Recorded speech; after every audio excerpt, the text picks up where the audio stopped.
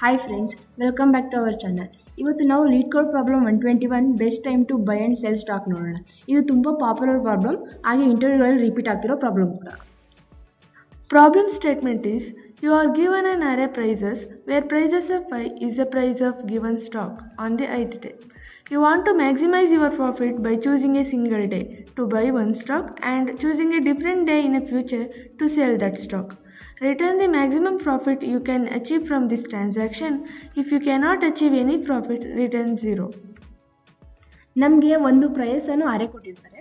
Price of I ಅಂದರೆ day ಐನಲ್ಲಿ stock price. ನಾವು ಒಂದಿನ ಬೈ ಮಾಡಿ ನಂತರ ದಿನಗಳಲ್ಲಿ ಸೆಲ್ ಮಾಡಬೇಕು. ಕಂಡೀಷನ್ ಏನಂದರೆ ಸೆಲ್ ದಿನ ಯಾವಾಗಲೂ ಬೈ ದಿನದ ನಂತರ ಬರಬೇಕು.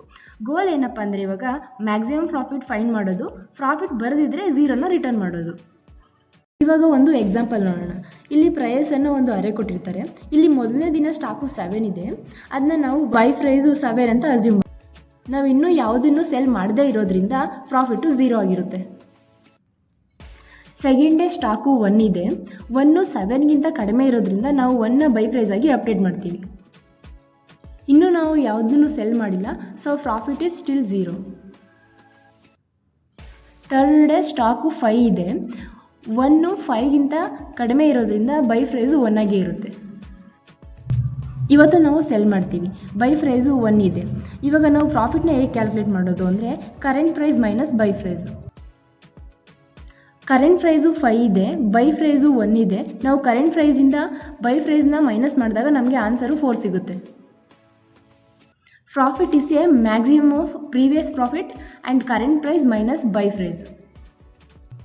Previous profit is 0 and current price minus buy price is 4. So, maximum of 0, 4 is 4. Today price 3 ಇದೆ, 1 is less than the 3, so buy price is still 1. Sell ಮಾಡ್ತೀವಿ ಅಂದರೆ current price minus buy price. 3 minus 1 we get the answer is 2. Profit is a maximum of previous profit and current price minus buy price. Previous profit 4 ಇದೆ, current price minus buy price 2 ಇದೆ.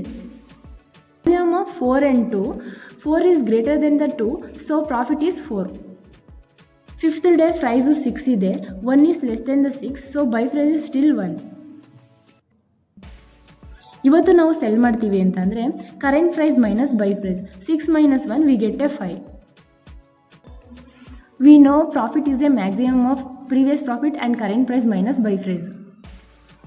Profit is 4 and current price minus buy price is 5. Compared to 4 and 5, 5 is greater than 4, so profit is 5.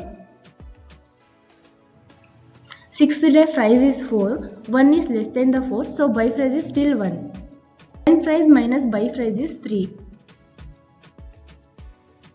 Profit is a maximum of previous profit and current price minus buy price. Previous profit is 5, current price minus buy price is 3. Compared to 5 and 3, 5 is greater, so profit is 5. Second day ನಾವು by ಮಾಡಿ 6th day cell ಮಾಡಿದಾಗ ನಮಗೆ maximum profit 5 ಸಿಗುತ್ತೆ. So 5ನ answer ಆಗಿ return ಮಾಡ್ತೀವಿ.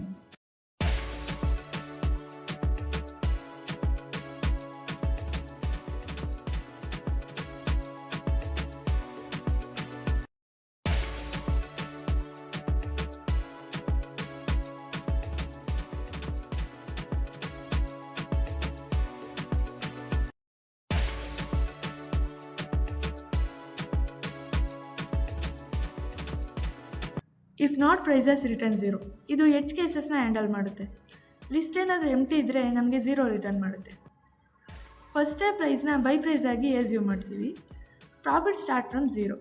For loop second ಡೇಯಿಂದ start ಆಗಿ ಲಾಸ್ಟ್ ಡೇವರೆಗೂ ಹೋಗ್ತಾ ಇರುತ್ತೆ.